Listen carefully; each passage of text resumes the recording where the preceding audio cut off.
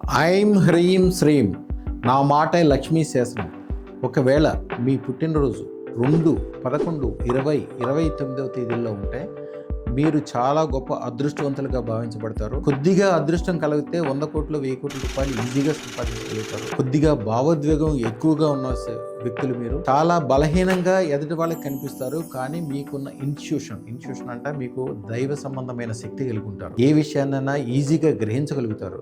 ఎదుటి వాళ్ళు మిమ్మల్ని చూసి ఒక పెద్ద తప్పు చేస్తారు, బలహీనులుగా అనుకుంటారు. కానీ మీ యొక్క శక్తి అధికమైన అదృష్టరత్నం పెట్టుకోవడం ద్వారా కానీ, సిస్టమేటిక్గా ఉండటం ద్వారా కానీ, మీ ఇచ్చే మంత్రం చదువుకోవడం ద్వారా కానీ మీలాంటి అద్భుతమైన వ్యక్తులు, ఉదాహరణకి చంద్రబాబు, చంద్రనాయుడు, కేవలం చంద్ర అనే శబ్దము ఉండటం వలన మాత్రమే వాళ్ళు జీరో నుంచి హీరోలుగా మారారు. అంటే చరిత్ర గుర్తుంచుకోగలిగినంత గొప్ప గొప్ప పనులు చేయగలిగే శక్తి మీ దగ్గర మాత్రమే ఉంటుంది. ఎందుకంటే మీకు అధిదేవుడు చంద్రుడు భావోద్వేగాలకి మనస్ సంబంధకైన కారకుడు. ఏ గొప్ప విషయాన్నైనా సాధించాలంటే మనసుతోటి, తెలివితోటి, బుద్ధితోటి మాత్రమే సాధించగలుగుతారు.